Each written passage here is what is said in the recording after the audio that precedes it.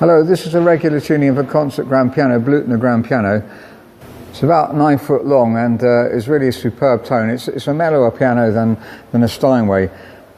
Interestingly, it's got Aliquot scaling. The piano's about 3 years old, and the style of the Aliquot is different from the original style of Aliquot.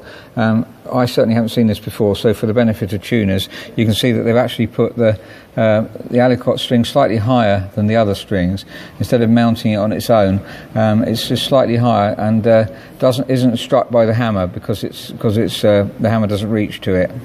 Now, normally this piano doesn't really need pitch raising, but it's not been tuned for about 4 months, and surprisingly it is about 1.5 beats flat, so it's going to be a reasonably long job. When you pitch raise, you've got to reset all the tuning pins so to make it stable for the concert. Might come back tomorrow just to check the stability of it.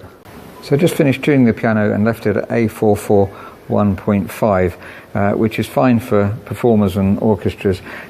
Really below pitch isn't fine, below A440, but just above is fine. In fact, in the olden days we used to get requests for A444, which really wasn't a good idea, because the piano sometimes would request to be A442 and sometimes A444, and we usually just set it at A442, and you can't really keep pitch raising and lowering because it destabilizes the tuning pins, destabilizes the tuning, and wears the tuning pins out too, so that doesn't really work. So I just want to focus on this Aliquot scaling, because as I was tuning it, and it's quite hard to tune Aliquot scaling because you've got to pluck the individual string, the extra string. And as you see, 4 strings per note. Now, it did occur to me they could put the extra string in line with the other strings, and then it would be easier to tune, certainly, because you could just press the unicorder pedal like that and you'd end up with be able to hit that string as well. I don't see any reason why it shouldn't be. Now, it won't compromise the unicorder because that relies on it hitting a different part of the hammer rather than anything else, and at the top it wouldn't be a problem anyway, having slightly louder on the unicorder. So I'm interested to know what Bluthners have to say about that.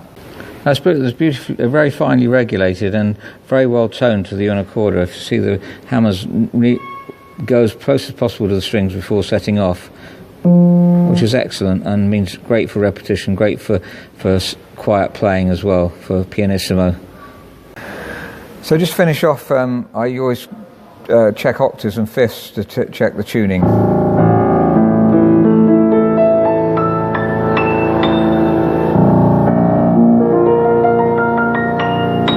And so on. It's a very pure tone. It's really, really lovely piano and inspiring to play.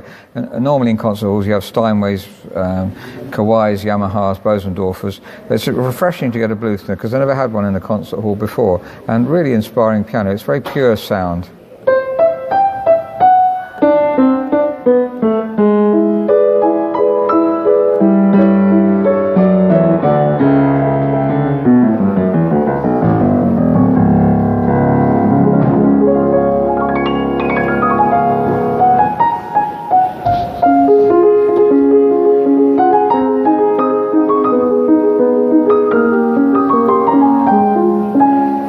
Beautiful tone throughout.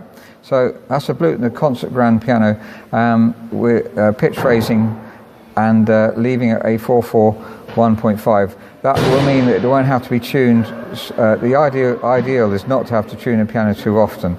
If you have to turn the tuning pins all the time, then obviously you're destabilizing them. So the idea is to try and get the piano so that you minimum turning of tuning pins, and that gives maximum stability and also maximum life to the piano. Thank you very much for listening.